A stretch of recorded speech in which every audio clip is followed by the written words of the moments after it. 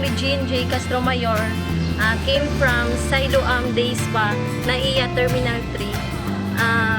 Maganda po ngayon dito sa bago naming school kasi po maliwalas po dito, malamig po, fresh air po yung mararamdaman mo dito.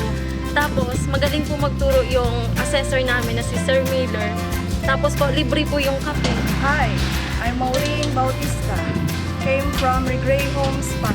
Gusto ko tong place na to, Baptist School, kasi nare-relax ako, Mary's from Makati Holistic Health.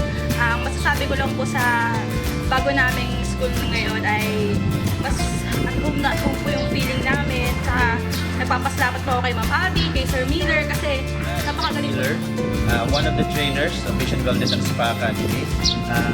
I'm glad to announce that we are in our new location here in Don Antonio Heights.